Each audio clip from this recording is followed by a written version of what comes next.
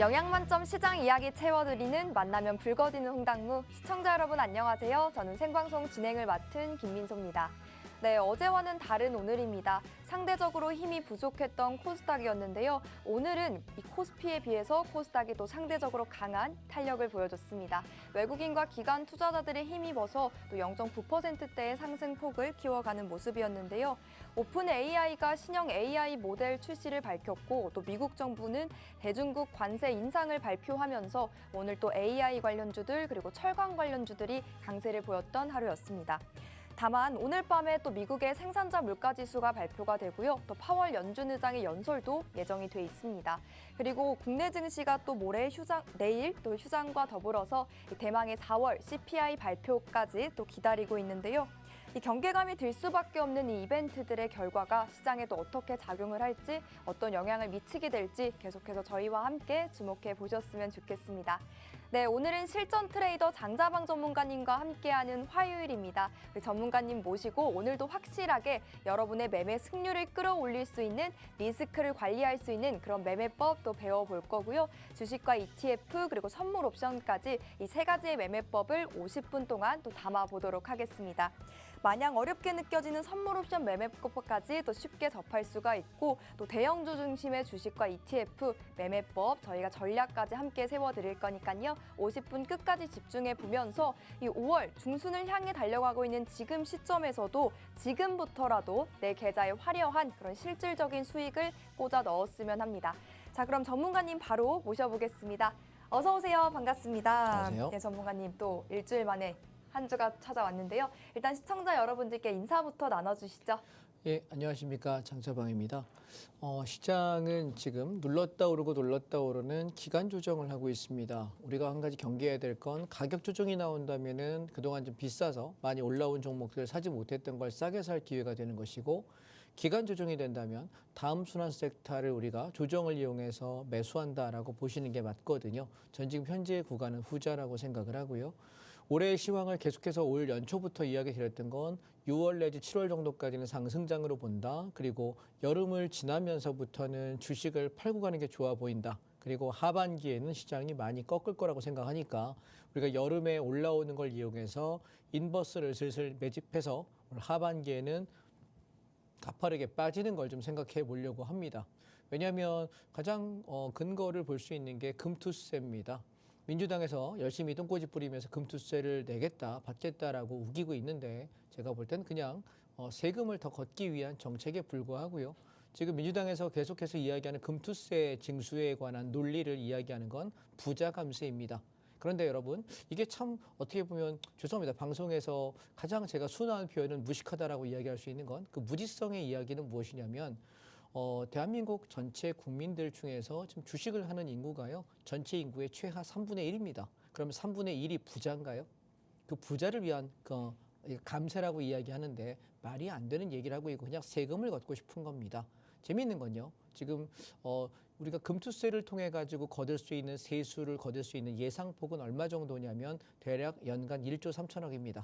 그런데 민주당에서 주장하는 전 국민 25만 원을 내려면 13조 원을 내야 됩니다. 금투세 10년치만큼의 세금을 뜯어가는 것이 세금을 내야 되는 것이 25만 원 전 국민에게 내주는 거거든요. 그러면 금투세를 우리가 실행하지 않고 그리고 차라리 25만 원 전 국민에게 안 줘도 사는데 지장 없습니다. 차라리 어려운 분들을 드리는 그런 전략이면 모르겠습니다만 정치권이 각성했으면 하는 생각이고요. 그래서 이게 지금 보면 지금 그 세목이 결정이 돼 있어요. 금투세라고 해서 지금 여러분 이세로 텍스 사이트에 들어가 보시면 내년도 25년도부터 과세 예정이라고 떠 있습니다. 확정된 겁니다. 그래서 내년부터 이게 과세가 된다고 한다면 저는 한국 주식에 별로 투자하지 않을 것 같습니다. 그래서 저는 아마 내년에도 제가 이 방송을 하고 있다면 올 하반기부터는 우리나라 장도 그다음에 미국 장도 주종진 나올 거거든요. 그때 쏟아지면서 조정 나올 때 저는 국내 시장이 아닌 미국 시장하고 글로벌 시장으로 나갈 생각을 하고 있습니다. 제가 어느 날 갑자기 미국 주식과 그다음에 미국의 ETF들 뭐 QQQ라든가 이런 종목들을 말씀드리기 시작하면 이제 한국 시장은 장자방은 재미가 없다, 끝났다라고 판단한다라고 여러분 생각하시면 될 것 같고 미리 예고하는 것은 저는 올 여름까지의 국내 주식을 하고 나면 아마 올 하반기에 쏟아지는 걸 이용해서 미국 주식을 들어갈 생각입니다. 이해하셨죠? 그래서 저는 이제 더 이상 국내 주식을 안 할 생각이고 하려면 대형주 종목 가지고 그냥 10% 20% 많아 20, 30% 단타 정도 하는 거고 비중을 줄일 생각이고요. 우리가 꾸준하게 끌고 가는 것은 미국 주식하고 그다음에 또 하나는 저는 중국, 차이나가 지금 최근에 2, 3년간 굉장히 좋을 거라고 생각하거든요. 그래서 중국 관련 ETF들 그다음에 또 하나 베트남하고 인도가 좋습니다. 그래서 글로벌 시장으로 좀 나가자라는 생각을 하고요. 정부에서 계속 저렇게 엉뚱한 정책들을 내고 앉아 있는 것은 책상머리에 앉아가지고 현실을 모르는 현상이라고 참 안타깝다라는 말씀을 드리고 싶습니다.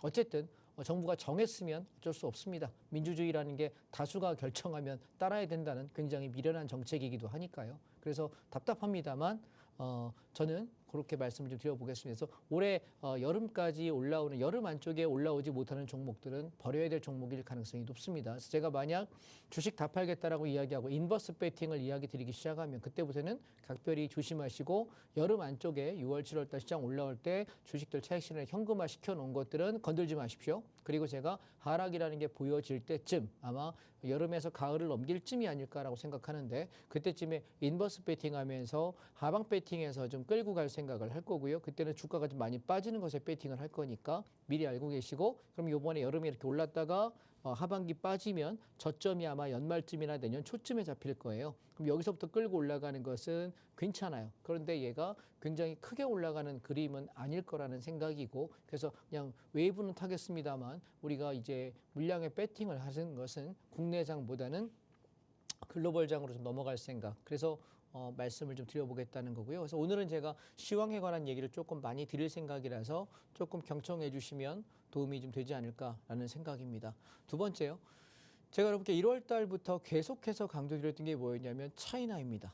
차이나 H 레버리지 중국 시장에 관한 이야기를 드렸습니다. 중국장이 가치 대비 굉장히 저평가되어 있다라고 이야기 드렸는데 1월 달, 2월 달에 제가 찾아봤습니다. 국내 경제 TV에 출연하시는 분들 중에서 중국 시장에 투자라고 한 사람이 있느냐 한 명도 없더라고요. 제가 경제 TV를 다 뒤져봤거든요. 제가 볼 수 있는 만큼 찾아봤는데 한 명도 중국 시장에 투자를 얘기한 사람이 단 한 분도 안 계십니다. 저만 했습니다.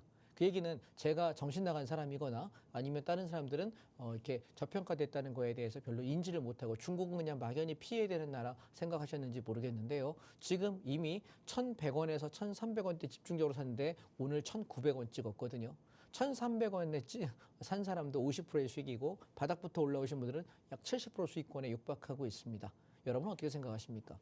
저는 대형주도 좋고요. 근데 어느 시장, 어느 국가의 지수에 내가 배팅할 수 있는데 그것이 그렇게 맞아떨어지는 전략이 있다면 굉장히 매력적이지 않을까요? 우리가 굳이나 개별 종목들 어려운 거 할 필요가 없다라는 말씀 드리고 싶고요. 그래서 오늘은 여러분께 손해보지 않고 좀 안정적으로 보는 전략에 대한 얘기, 그 다음에 투자의 인사이트를 어떤 식으로 찾아가는지, 장자박이라는 사람은 어떻게 생각해 가는지 한번 저랑 하셨으면 좋겠고요. 제가 지금 팍스TV에서 출연한 지가 3년 반입니다. 그런데 제가 진행한 3년 반은 최꼭지에서부터 하락했다가 반등하는 그런 구간의 시장 안에서 지금 방송을 하고 있거든요. 근데 손해를 별로 끼치지 않는 것은 왜냐하면 시장을 좀 보수적으로 보기 때문이고요. 그래서 오늘 여러분은 좀 시각에 대해서 한번 보시면 좋겠고 그리고 마지막에 지금 들고 있는 종목과 그리고 지금 사야 되는 종목에 관한 말씀까지 드려보려고 하니까 조금 경청해 주시면 좋겠습니다. 네, 지금은 눌렸다 올렸다 하는 기간 조정이다. 그리고 이 기간 조정에서는 우리가 빠르게 순환 섹터가 도는 그 순환 섹터를 잘 파악해서 공략할 필요가 있다. 이렇게 도움 말씀을 주셨고요. 또 6월, 7월, 즉 여름까지는 시장이 상방을 향해서 그림을 그려 나갈 것으로 예정되는 만큼 우리가 또 인버스에 배팅하고 매집을 하면서 이 하반기에 또 지수가 내려갈 때 수익을 내보는 전략까지 잡아보자. 이렇게 도움 말씀을 주셨습니다. 내일 국내 증시는 좀 휴장을 맞이하지만 미국에서는 또 그동안 시장에 주목을 받고 있는 이 4월 CPI가 공개가 됩니다. 우리가 한 템포 쉬고 돌아오면 또 시장이 어떤 방향으로 흘러갈지 그 변곡점이 또 정해질 텐데요. 우리 전문가님 쉬는 기간에도 글로벌 시장 흐름부터 시작해서 거시경제 흐름을 간파해 주실 분이니까 함께 보면서 시황 점검 또 자세하게 받아가 보셨으면 좋겠습니다. 또 전문가님과 함께 한다면 이 시점에서 우리가 어떤 스탠스를 취하고 어떤 매매 시나리오를 세워가야 좋을지 그런 전략까지 안전하게 또 잡아주시는 분인 만큼 함께 발 맞춰서 같은 호흡으로 또 수익까지 만들어 보셨으면 좋겠습니다. 자, 그렇다면 본격적으로 오늘의 강의도 또 시작을 해봐야겠죠. 휴일이 참 많이 껴있는 5월이라서 시간이 더 빠르게 흘러가는 것 같은데 전문가님, 사실상 시장 흐름은 지지부진해요. 약간 숨을 고르는 것 같기도 하고 그렇긴 한데 어떤 전략을 가져가면 좋을까요? 우리가 조정이 나오고 시장이 지지부진할 때 두 가지를 생각해야 됩니다. 네. 얘가 하락을 하다가 급락이 나온 상태에서 지지부진하면 되반등의 영역으로 이제 좀 봐야 되지 않을까? 변곡을 얘기하고 네. 상승을 하다가 상승의 꼭지에서 지지부진하게 되면 눌렀다 오르는 건지 꺾이는 건지를 판단해야 되거든요. 근데 지금 제가 보는 시장은 아직까지는 내려가지고 크게 급락하지는 못할 거라고 보기 때문에 눌렀다 오르는 과정이라고 보는 게 현재는 맞다라고 생각하는데요. 네. 지금 화면을 한번 보시게 되면 제가 종목을 하나하나 체크하면서 시장에 대한 말씀 좀 드려보겠습니다. 자, 먼저 보시죠. 첫 번째 종목은 코덱스 레버리지입니다. 종목 코드 122630입니다. 자, 이 종목은요. 지수가 대형 종목이 올라가면 함께 올라가는 거예요. 그래서 내가 지수가 올라갈 것 같은데 마땅히 오를 만한 종목을 못 찾겠다 할 때 코덱스 레버리지 투자하시면 되는데, 자, 보시면 우리가 여기 10월 말에 14,000원에 받아가지고 올라올 때 19,000원에 한번 팔면서 30% 이상의 수익을 냈고요. 1월 달 내내 빠지면서 여기 1월 17일에서 1월 26일 사이에 재매수해서 25,000원에 다 팔면서 수익을 냈고요. 다시 떨어질 때 18,000원 밑에서 받아라 이야기 드려서 지금 올라오면서 여기 19,500원, 2만 원 정도에서 반은 판 상태고 나머지는 다시 한번 떨어져 주면 또 한 번 받고 올라갈 거야 이 생각을 하고 있는데 떨어질지 그냥 올라갈지는 아직은 잘 모르겠습니다. 그러면 공격적으로 지수 상승을 견인하는 흐름은 아니라는 걸 아실 수가 있겠죠. 근데 재밌는 게 뭐냐면 코스닥 150입니다. 자, 보시면 우리가 아까 코덱스 레버리지는 대형주가 올라갈 때 코스피 지수 200이 올라갈 때 수익이 나는 건데요. 지금 코스닥 150 레버리지는 차트 제가 그림을 여기다 여러분 한번 그려볼게요. 얘가 이렇게 올라가서 급락했다가 조정받고 올라갔다가 눌렀다가 이렇게 좀 올라가서 여기 지지부진에 있거든요. 자, 요거를 제가 코스닥 150하고 비교해 볼게요. 색깔 한번 바꿔보겠습니다.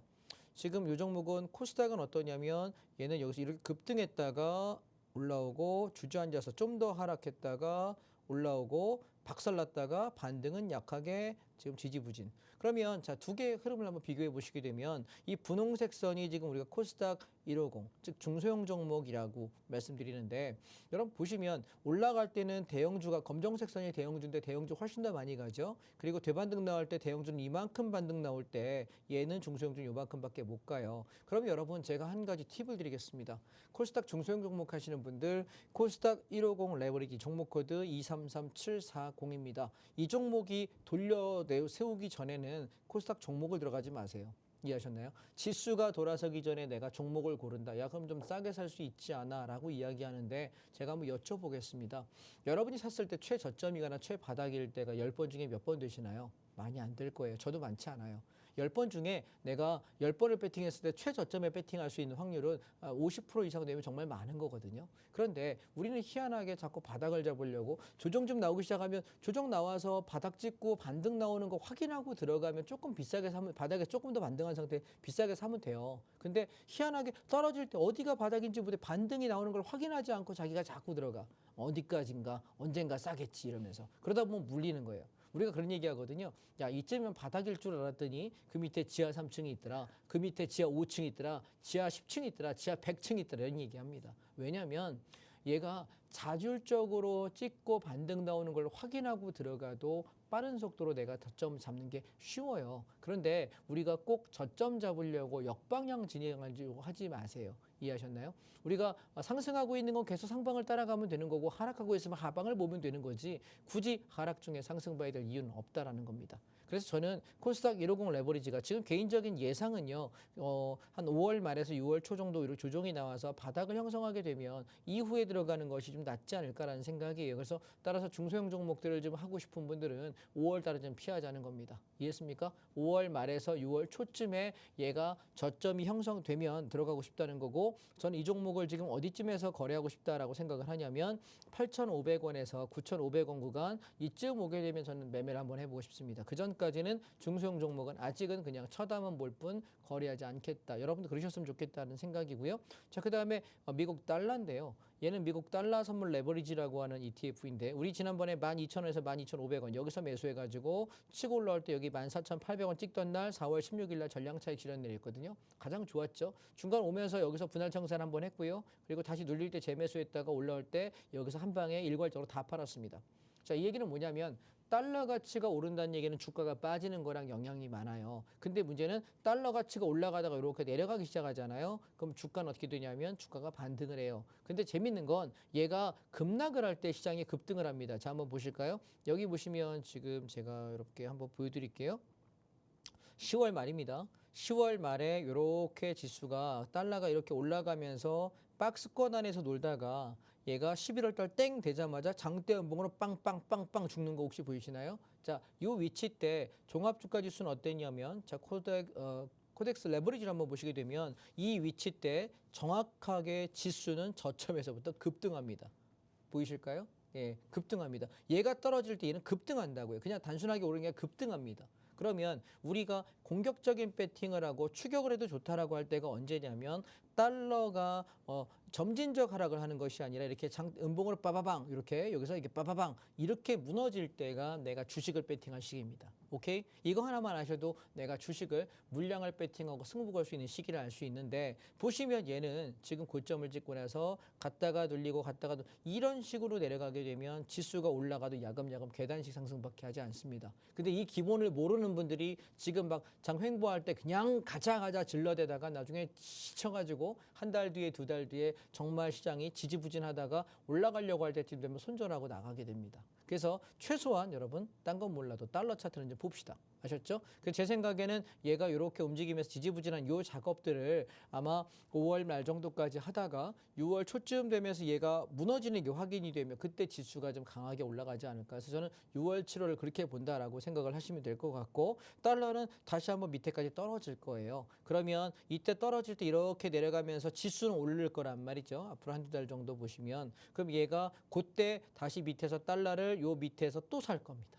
오케이. 그래서 만약에 여러분들 여행 가려고 하시는 분들은 아직 환전 급하지 않으면 안 하시면 좋을 것 같아요. 한두 달 정도 기다리시면 달러 떨어질 거거든요. 그때 여러분 달러를 좀 사놓으시면 좋겠고 혹시라도 뭐 월급 받거나 이렇게 창업소득 있으신 분들 우리 주식 하시는 분들 투자 수익 나잖아요. 그거를 원화로 갖고 있지 마시고 달러가 좀 떨어져서 제가 미국 달러 레버리지 사자라고 이야기할 때가 아마 올 거예요. 그럼 그때 가서 달러 환전하세요.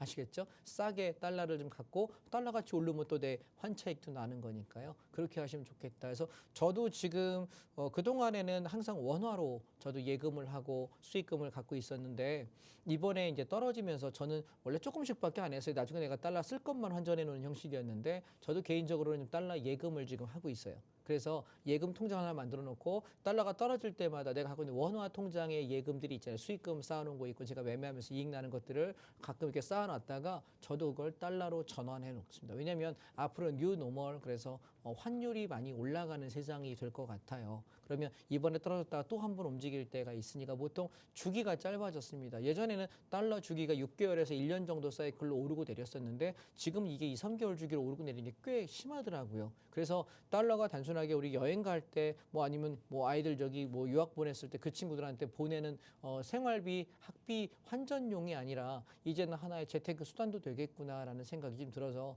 적은 수익이라고 생각하시면 적을 텐데요. 달러 값어치로도 5%, 10%, 뭐 많으면 10에서 20%까지가 넘나드는 그 흐름들이 꽤 있거든요. 그래서 그런 식으로 그래서 월급 받으실 때 그냥 일반 원화 통장으로 예금해 놨다가 달러가 떨어지면 달러로 바꿔 놓으세요. 그러면 이자 플러스 달러 값어치 상승이 되거든요. 그러니까 이것도 알고 있으면 꽤 괜찮은 전략이 아닐까 해서 제 방송의 제가 박스TV 언제까지 출연할지 모르겠지만 제가 방송을 하는 달러 값어치에 관한 얘기를 자주 드려요. 또 2, 3개월에 한 번씩 사이클 돌 때마다 말씀드리기 때문에 그때 눈여겨보시게 되면 도움이 좀 될 것 같고 달러가 떨어질 때는 사실 뭘 배팅하냐면 적극적으로 달러 인버스를 사거든요. 보시면 종목 코드가 요거는 261, 260입니다. 보시면 지금 달러가 요새 인버스가 이렇게 바닥을 만들고 있는데 한 번 더 내려갈 거예요.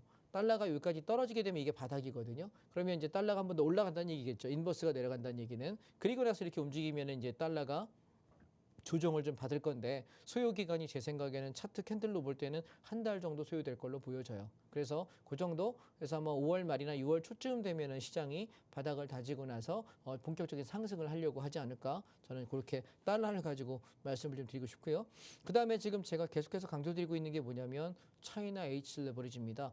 제가 방송을 통해서 여러분께 계속 설명드렸던 게 뭐냐면 얘가 지금 여기 1월 중순에 1월 22일 날 최저가가 1,069원이거든요. 근데 제가 여러분께 1,100원대부터는 사라. 그리고 못 샀으면 1,200원대에도 사라. 근데 1,300원 넘어서는 난 모르겠다. 사지 마라. 이야기 드렸습니다. 그러면 우리가 1,300원 밑에 살 수 있는 기회가 얼마냐면 한 달 반 정도의 시간이 충분히 있었네요.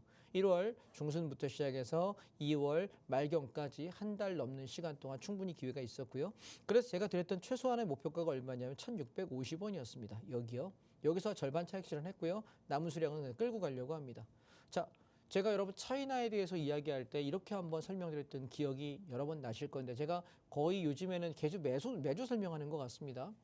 우리가 강대국 소위 말하는 1등 국가, 2등 국가, 3등 국가 얘기할 때 강대국, 전 세계에서 가장 선진국 강대국의 조건이 뭐냐라고 이야기할 때 크게 4개를 꼽습니다. 첫 번째 인구입니다. 여러분 중국은 아시다시피 전 세계 인구의 탑 1, 2를 다툽니다. 쭉 중국이 1등 하다가 인도가 이겼어요. 인도가 지금 재작년인가 통계 보니까 1등했고 지금 중국이 좀 분발 아마 코로나로 인한 사망자가 집계돼서인지 인도도 많이 사망했다고 알고 있는데 좀 더 많습니다. 그래서 우리가 중국은요 생산 인구도 높아요. 근데 중국도 인건비 요즘 많이 올랐거든요. 생산 인구도 많지만 소비 인구가 많습니다.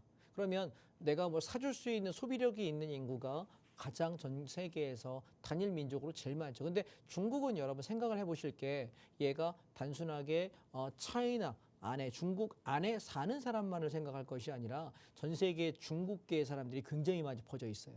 이해하실까요? 그러니까 우리나라가 전 세계가 한 60억 인구라고 하면 지금 공식 집계로는 중국 인구가 14억에서 16억 왔다 갔다 한다고 하는데 비공식과 전 세계에 퍼져 있는 인구까지 치면 글쎄요. 18억에서 20억까지 거의 전 세계 인구의 3분의 1 가까이가 중국계라고 봐야 되지 않을까 싶거든요. 그러면 엄청난 거예요. 근데 생각을 가만히 해보세요. 생산 인구와 소비 인구 이 두 가지가 다 많은 나라. 근데 얘가 지금 주가가 이렇게 많이 빠졌다? 뭔데? 미국장은 계속 사상 최고가를 갱신하고 있고 대만하고 이쪽 아시아 태평양에서 대만하고 한국인데 대만은 괜찮아요. 일본도 엄청나게 올랐죠. 미국장 미친 듯이 급등했죠. 한국장하고 대만은 오르긴 올랐으나 지지부진합니다.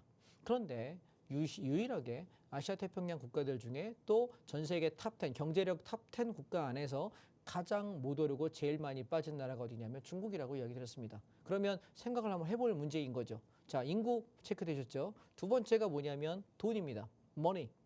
근데 중국이 갖고 있는 소위 말하는 자산은요. 우리가 손에 꼽을 만큼 아마 다여섯 손가락 안에 들어갈걸요. 제가 정확히 체크 안 됐는데 제가 알기로는 중국이 갖고 있는 차이나 머니가 전체 전 세계 국가 대항으로 보시게 되면 5손가락, 6손가락 안에 들어가는 걸로 알고 있습니다. 상당한 자본을 가지고 있는 나라고요.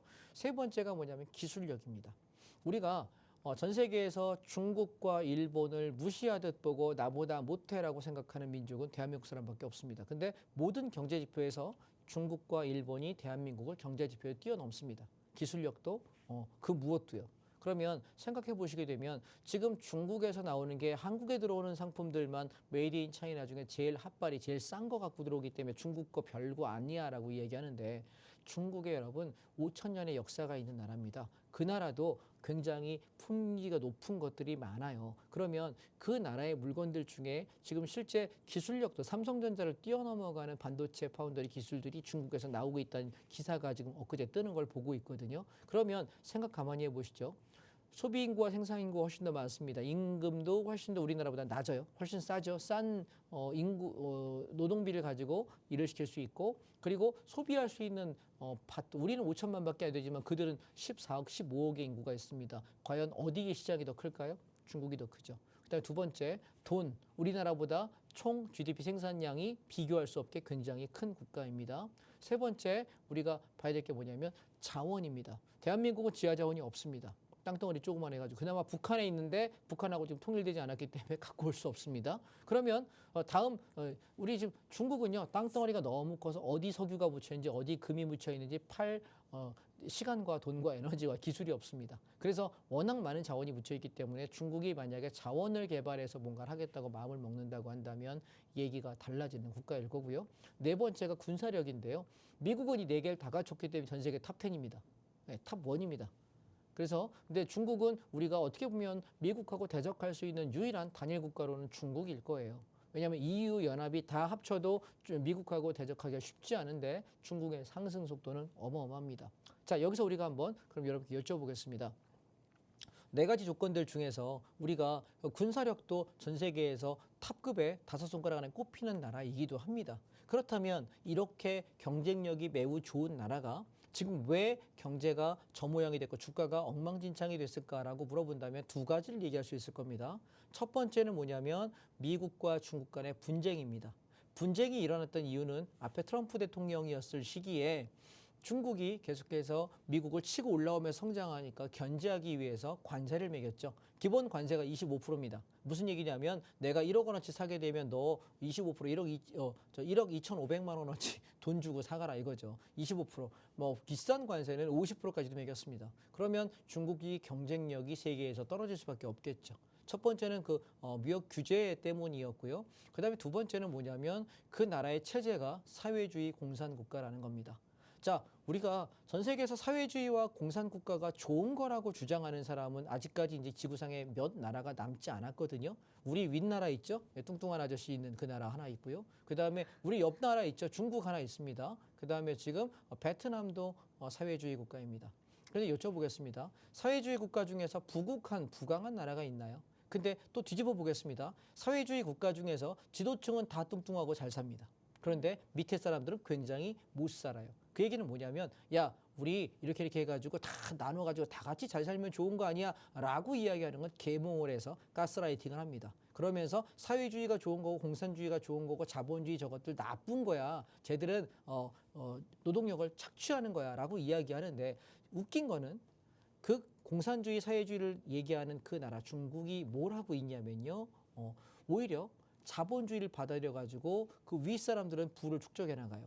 아니 그렇게 나쁜 거면 다 나눠줘야 될 거 아닙니까? 그죠?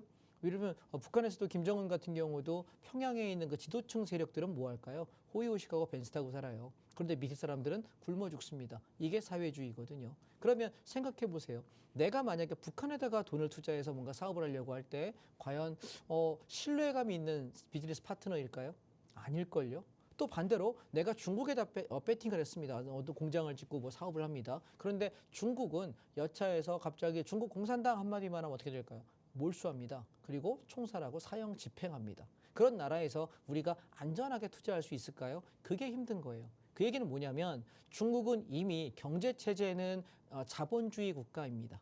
경제체제는 자본주의를 너무 좋아하고 돈을 너무 좋아합니다. 중국하고 북한은요, 여러분, 뒷돈을 제일 많이 통하는 나라. 우리가 뇌물 주면 제일 급행료가 제일 돈빨이 아주 잘 받는 나라가 그 나라거든요. 그런데 재밌는 건 겉으로는 자본주의 국가를 나쁘다라고 이야기하죠. 근데 훨씬 돈 버는 거에 혈안이 되어 있기도 합니다.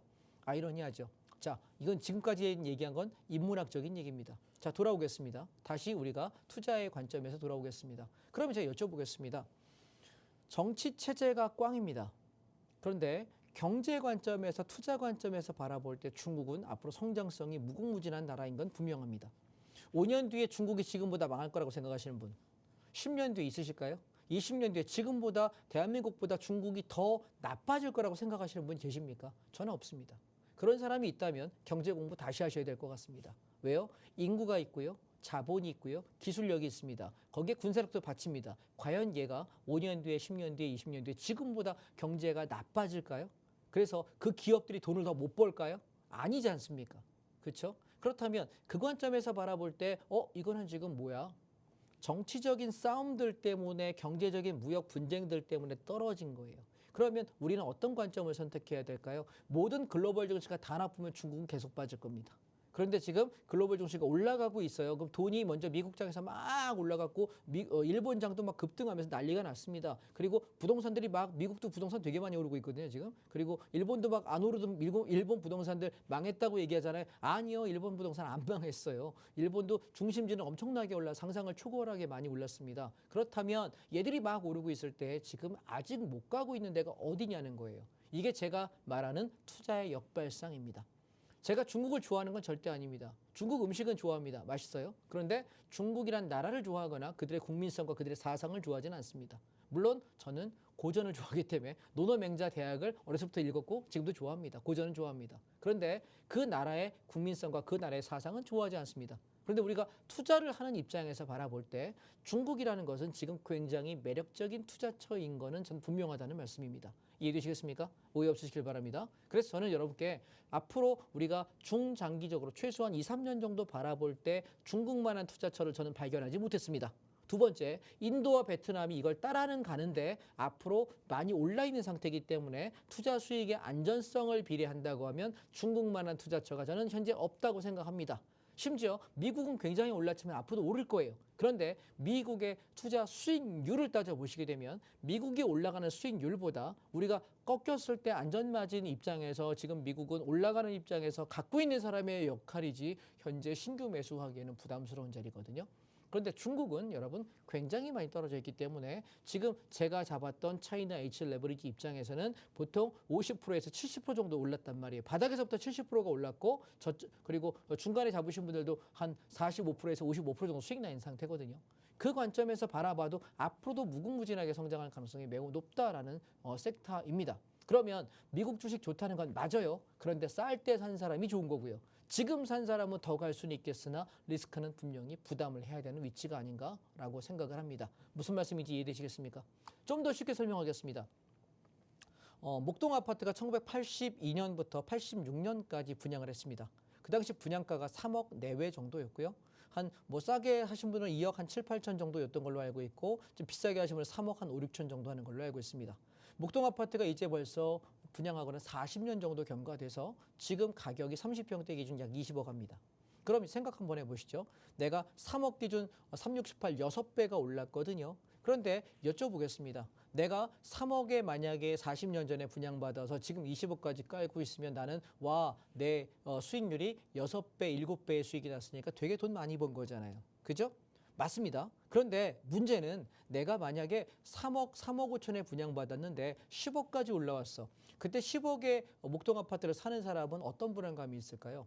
야, 이거 3억짜리 3억 5천짜리였는데 3배나 오른 가격에 샀다가 무너지면 손해보면 어떡할까 고민하지 않을까요? 이해하시겠죠, 여러분? 그런데 10억을 돌파할 때도 11억, 12억, 15억 갈 때도 사는 사람이 있을 겁니다. 그 사람은 뭘 볼까요? 20억을 가는 걸 생각하고 살 겁니다. 그런데 지금 목동 아파트는 20억 초반 정도의 거래가 되고 있거든요. 그런데 지금도 거래가 일어납니다. 뭘 바라보고 재건축이 되면 제가 30억 되고 40억 되고 50억 될 거야 하는 사람들은 살 것이고 야 20억에서 꺾이면 이제 여기선 꼭지다라고 생각하는 사람은 냅다 팔아버리고 아싸 개꿀 아싸 좋아 이거 하고 있을 거란 말이죠. 그러면 생각 가만히 한번 해보십시오. 내가 주식을 살 때 가장 좋은 사람은 누구냐면 3억에 산 사람이죠.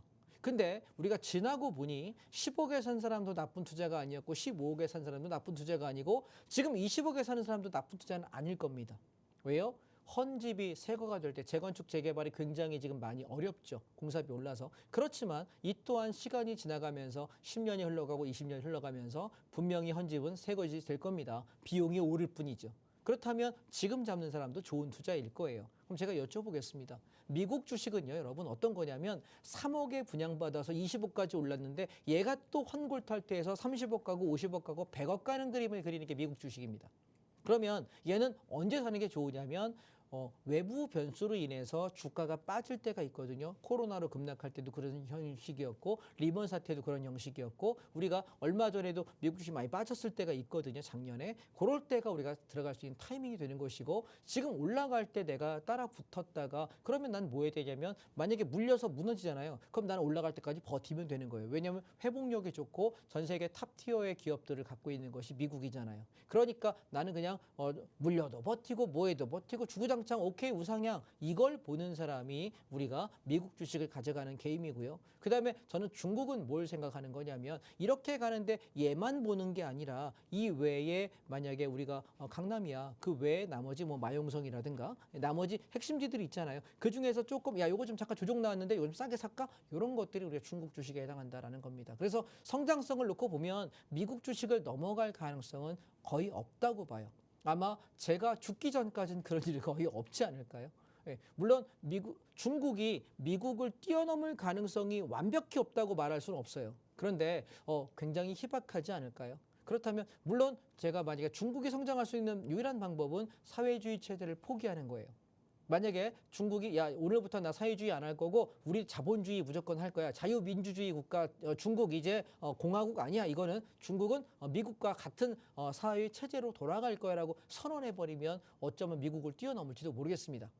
저라면 제가 만약에 중국의 지도자라면 그것도 한번 고민해 볼 것 같아요. 야씨 한번 돈 한번 많이 벌어봐 할지도 모르겠습니다. 물론 사회주의 체계가 쉽게 바뀌지는 않겠죠. 그게 아닌 이상은 미국의 시스템을 넘어가기는 어렵다고 생각합니다. 그래서 제가 보는 관점에서는 앞으로 미국은 더 성장할 것이고 더 오를 거라고 생각합니다. 향후에 한 2, 3년 동안은 계속 미국장은 올라갈 거라고 생각하거든요. 그렇다면 그 기간 안에 여태 못 올라갔던 중국장 얘가 키 맞추기 따라 올라가야 됩니다. 그것이 지금 제가 말하는 차이나 H 레버리지의 성장에 관한 말씀입니다. 이해되실까요? 제가 오늘 중국 얘기를 되게 많이 했는데 그래서 한번 차트를 보시죠.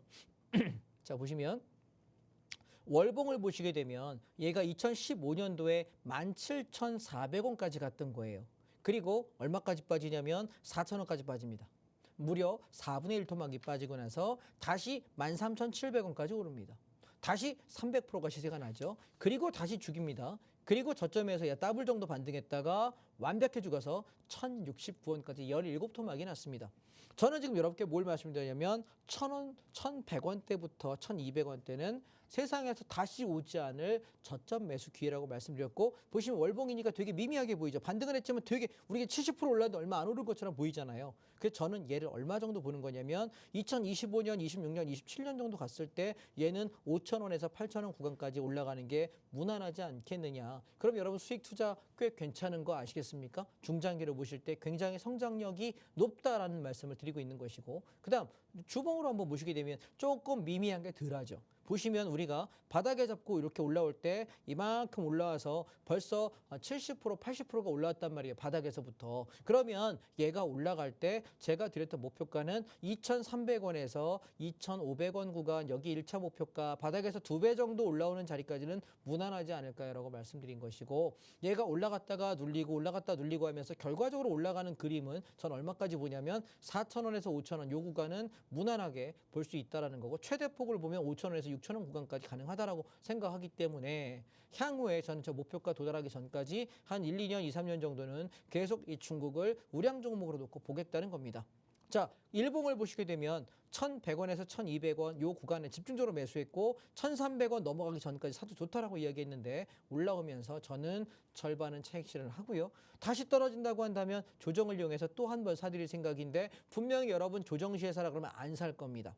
무슨 얘기인지 아시겠습니까? 올라갈 때 살려고 하실 거예요. 그런데 그렇게 매매하지 마세요. 항상 보면 오를 때 지금 살까요? 아 지금 살까요? 얘기하는 분들이 계시는데 제발 그러지 마십시오. 그러다가 돈 깨집니다. 아시겠습니까? 그래서 지금 저는 끌고 가는 영역이라고 보고 위에 2,200원에서 2,300원 구간 정도 오면은 물량의 대부분을 정리할 생각이고요. 조정을 이용해서 또 한번 사드릴 테니까 이 종목 4450 이 종목은 좀 관심 종목에 넣고 보셨으면 좋겠다라는 말씀을 좀 드리고 싶고요.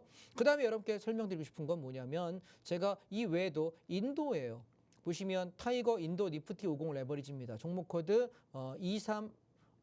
236350입니다. 이 종목은 바닥에서부터 중국에 비하면 되게 많이 올라왔죠. 그래서 이제는 차익 실현하고 나가는 관점이고 조정을 하면 다시 한번 들어갈 수 있는 타이밍을 잡아봐야 되는 시기지 현재 자리에서 샀다가 리스크가 좀 있지 않을까라는 생각이고요. 그다음에 베트남도 마찬가지인데 우리가 베트남하고 인도는요. 얘네는 경쟁력은 인도는 구매력도 많지만 여기는 생산 인구가 되게 많고요. 베트남은 예전에 우리나라에 좀 1970년대 80년대 한참 개발도상 성장할 때의 모습을 보시면 될 것 같아요. 그래서 저는 조정이 나올 때 인도와 베트남도 꽤 매력적인 투자처다 가능하다라고 말씀을 드리고 싶고요. 이 중국은 그래서 미국은 언제 들어가야 된다고요? 조정 시에만 가능하다라는 겁니다. 자, 그다음에 몇 가지 여러분께 시간이 많지 않으니까 제가 좀 팁을 좀 짧게 설명드리겠습니다. 반도체 같은 경우는 조정을 이용해서 매수하셨으면 좋겠는데 제가 보는 반도체는 어느 종목들이 제일 괜찮다고 만약에 물어보신다면 삼성전자는 현재 매수하기에는 아직은 타이밍이 안 맞는 것 같아요. 7만 원에서 7만 5천 원 정도 오셨을 때 매수해 보시면 좋겠다라고 말씀을 좀 드리고 싶고요. 그다음에 SK 하이닉스 같은 경우는 아직까지 끌고 가는 영역이에요. 그래서 얘가 올 여름장에 올라갈 때 제일 클라이막스 치는 종목이 뭐냐라고 물어본다면 SK 하이닉스하고 한미반도체입니다. 조금 더 조정 나오면 사고 올라갈 때 팔고 하면서 계속 끌고 가는 종목으로 이 두 종목을 집중을 하셨으면 좋겠고요.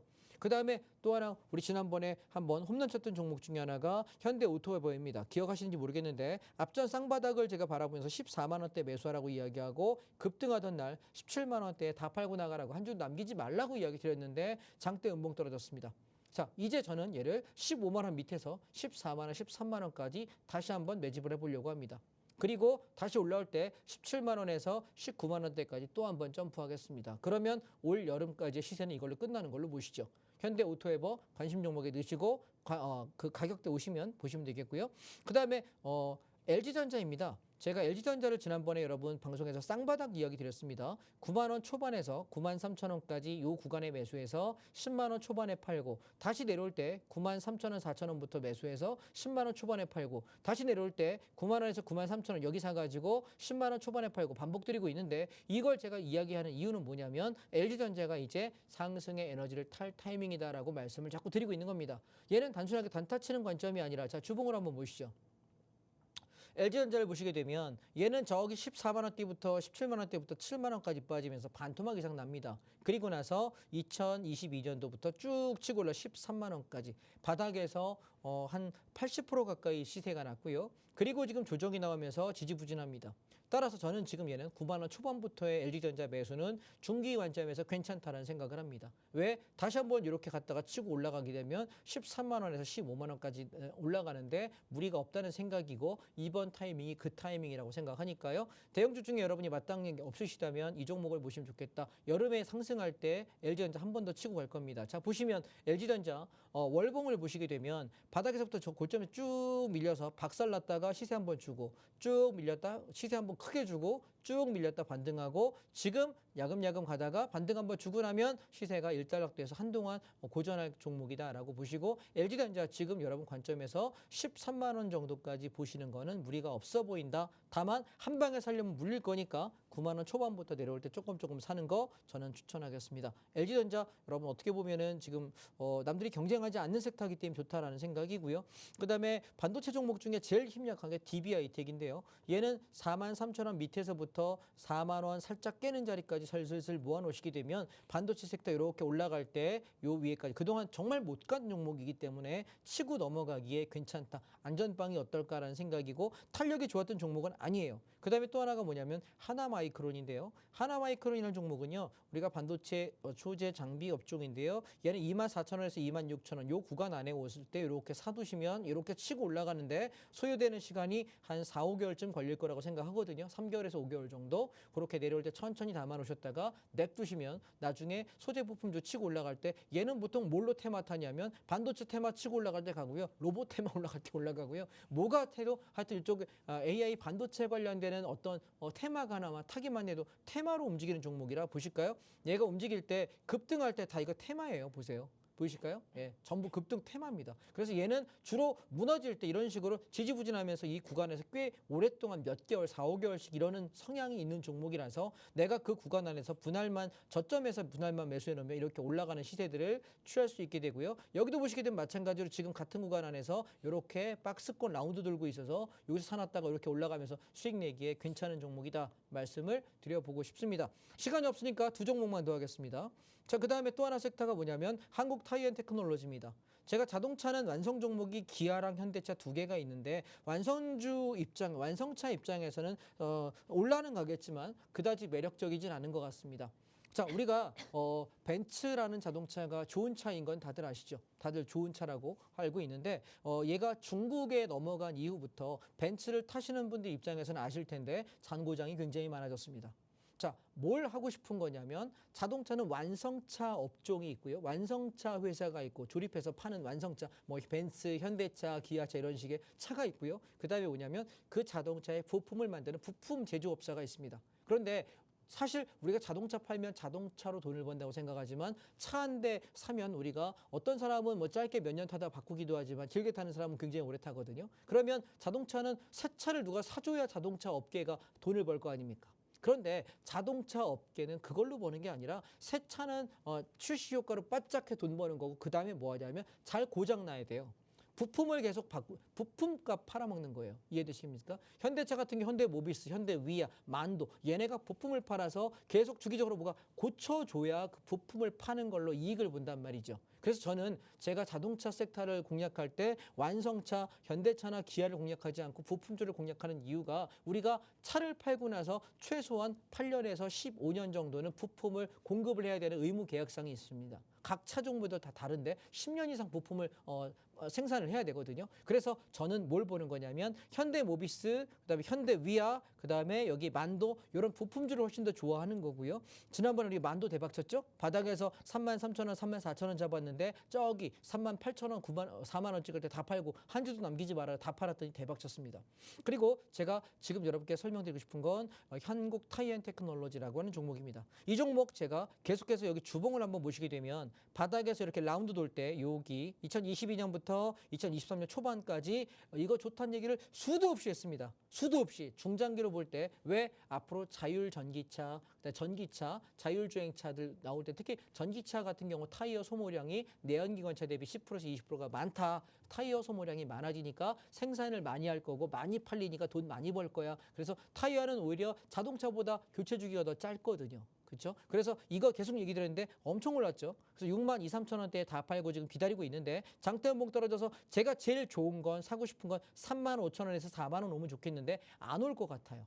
그래서 제가 부득이 4만 5천 원에서 5천 원 단위로 4만 원, 4만 5천 원, 3만 5천 요 구간 안에서 내가 5%, 10%, 15% 이렇게 해서 30%까지 비중을 채워보겠습니다. 이해하셨죠? 그래서 천천히 사시고 끌고 가시면 굉장히 좋은 종목이다라는 거 타이앤테크놀로지 말씀드리고 싶고 마지막 한 종목만 더 하겠습니다. 시간이 많이 없네요. 마지막 한 종목은 건설주였는데요. 제가 OCI홀딩스 바닥 잡아서 지금 올라올 때 일부청산, 그다음에 삼성물산, 그다음에 GS건설, 현대건설 올라올 때 제가 반에서 70% 정도 청산 말씀드렸거든요. 현대건설 35,500원 이상에서 말씀드렸고 GS건설 같은 경우 올라올 때 16,200원, 16,500원 70% 80% 팔아라 이야기 드렸고요. 그리고 여러분 제가 뭐 했냐면 아시아시멘트 무지하게 얘기 많이 드렸는데 자, 여러분 건설 지금 섹터에 갈 게 없어요. 그런데 우리가 뭐 하는 거냐면 아파트가 지금은 앞으로 2, 3년간 공급이 없단 말이에요. 그런데 향후에 신규 공급을 하게 되면 콘크리트하고 철근 값이 굉장히 오를 수밖에 없어요. 제가 고려 아연을 투자하는 이유이기도 하고 현대제철을 투자하는 이유이기도 하고 또한 아시아 시멘트이기도 합니다. 지금 여러분 10,000원 밑에서 사라고 이야기하고 막 치고 올라도 오늘만도 지금 1.8% 올랐거든요. 아시아 시멘트 여러분 몇 년 뒤에 한번 보십시오. 가격 얼마 하는지. 저는 10,000원대 안쪽에서 사놔라 이야기 드리고 있고 여기 사가지고 이렇게 올라올 때 여기 11,000원대 10%에서 15% 팔아먹고 여기 사가지고 여기 올라올 때 11,200원, 11,500원 팔아먹고 지금 또 사서 여기까지 보시라고 이야기하고 있습니다. 우리 길게 끌고 가시면 좋겠습니다. 여러분 아시겠죠? 그래서 지금 내가 살 게 뭐가 있냐라고 물어본다면 이쪽에 시멘트주는 우리가 물릴 이유가 없다는 거고 그다음에 차이나 종목은 내가 사고서 좀 팔았으면 좋겠다. 그리고 나머지 좀 끌고 갔으면 좋겠다 말씀을 드려보겠습니다. 좀 숨가쁘게 이야기 드렸는데 도움이 되셨는지 모르겠습니다. 다음 주에는 제가 조금 더 종목들을 간추려서 할 수 있는 타이밍 잡아드릴 수 있도록 하겠습니다. 오늘 도움이 되셨길 바랍니다. 감사합니다. 네, 같은 종목을 가지고도 수익을 보는 사람이 있고 또 손실을 보는 사람이 있죠. 어디가 매수인지, 매수 타점인지 또 어디서 어떻게 물량을 덜어내야 하는지 그 가격 전략의 차이가 있었기 때문일 텐데요. 바닥을 찍고 반등이 나올 때 그 저점을 잡으면서 진입을 해야 하는데 개인 투자자 여러분도 혼자 그 저점을 또 찾아내고 진입하기는 쉽지 않습니다. 그렇기 때문에 전문가님이 계속해서 가이드 주시면서 우리 함께 수익 실현을 해내고 있죠. 특히나 오늘 오프닝에서도 언급을 해주셨고 강의에서도 큰 비중을 할애하면서 다뤄주셨던 차이나 H 레버리지 올해 함께 하셨던 분들은 바닥을 잡아 잡으면서 60% 수익률을 돌파하고 있고요. 또 최고 70%까지 육박하는 그런 수익을 만들어 보고 있는데 가치 대비 저평가가 되어 있는 그렇지만 성장성은 무궁무진한 이 중국 시장을 잘 간파하고 파악했기 때문이겠죠. 전문가님과 함께 이러한 종목들 전략과 함께 받아보면서 수익의 극대화 내보셨으면 좋겠습니다. 오늘 저희가 준비한 내용은 여기까지입니다. 본 방송은 투자 판단에 대한 조언일 뿐 해당 종목의 가치 그리고 상승과 하락 보장하지는 않는다는 점 기억해 주시길 바라겠습니다. 저희는 다음 이 시간에 인사드릴게요. 함께해 주신 여러분 고맙습니다.